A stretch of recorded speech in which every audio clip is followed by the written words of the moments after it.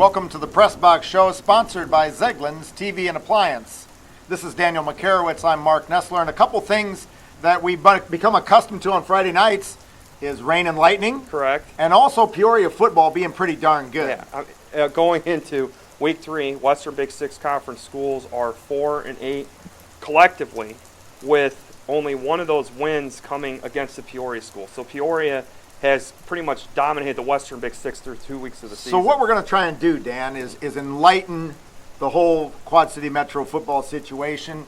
We're going to try and catch some lightning in a bottle. Okay. And we'll take them a team at a time. Okay.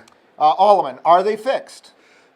I mean, that's a tough one. We'll find out more after this week, because Peoria Notre Dame is the best team in Peoria. That's out of the 10 teams right now. Yeah. Peoria Notre Dame is the best one after they killed Rich Woods and after they just slaughtered first play of the game.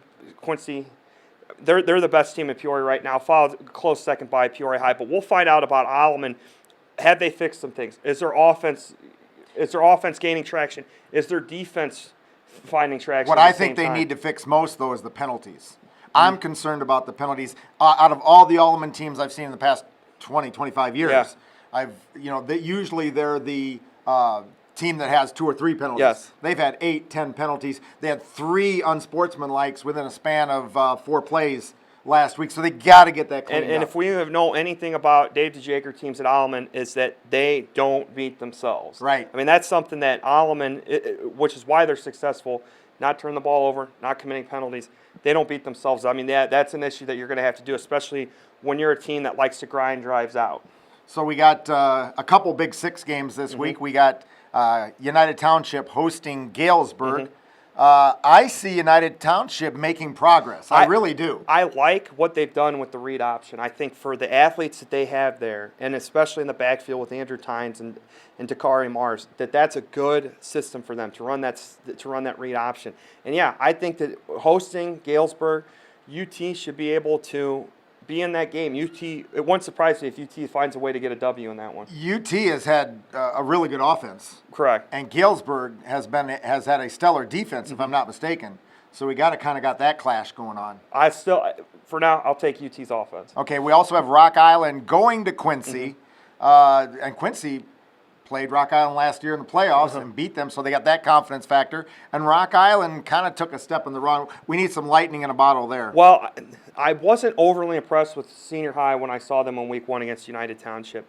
And Rocky, you'd like to think under Coach Stortz that they would have a little bit of pride going into it, not wanting to have 2 in a row, because if you're sitting at 1-2 right now and knowing you still have to play Peoria Notre Dame and Peoria High for Rock Island, you don't want that. So I think it's not going to be easy to go down to Quincy and win at Flint Stadium, but I think Rock Island can go down there, be able to maintain possession, grind out drives, not turn the ball over. I think they'll have a chance to get a win down there. I looked at the Rock Island stats, and I looked at the rushing stats, and I see struggle. Right. I see them.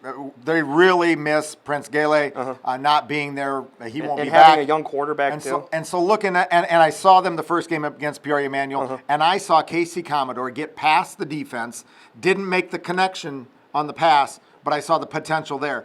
I'm going to go out on a limb. I'm going to say that this game, or maybe the next game, maybe it's not this week, maybe it's next week, Rock Island goes to, and I know you're not going to believe this in a Rock Island football team, an air attack. It won't surprise me. Really? Won't surprise me. Because they have Deshaun Davis, isn't going to run Commodore, the ball the whole time. And if you've seen their sophomore game, they got Corey Freeman. Yeah. Has great hands. And I think those combinations make it possible that we may see something we haven't seen for Rock Island football in a long time. Won't surprise me either. And that's an air attack, a shotgun attack. We'll see. Maybe it'll happen. Yeah.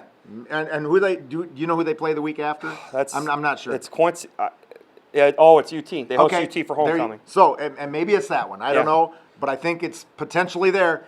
And just seeing Casey Commodore get past that defense gave me the inkling of the idea that could work. Okay. All right. The last one is Moline. And this one is against Rich Woods. It's against Rich Woods. It's on the road. Yeah. They committed turnovers like they were cherry and pumpkin from McDonald's. Let's be honest here. I mean, they're minus 11 in turnovers, I believe, through 2 weeks.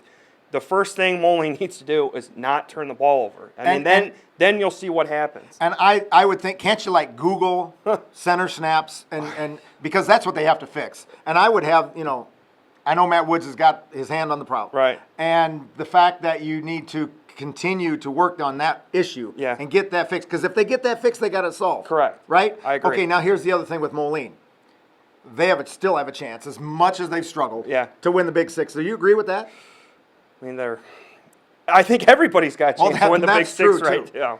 But I think even if they lose this game and they make progress, it might be a step in the right direction toward a Big Six conference chance. I can see that. All right? I can see that. All right. So there you go. This is week 3 of the Press Box. And we'd like to again thank Zeglin's TV and Appliance for being our sponsor. A big shout out to them. Thanks for coming.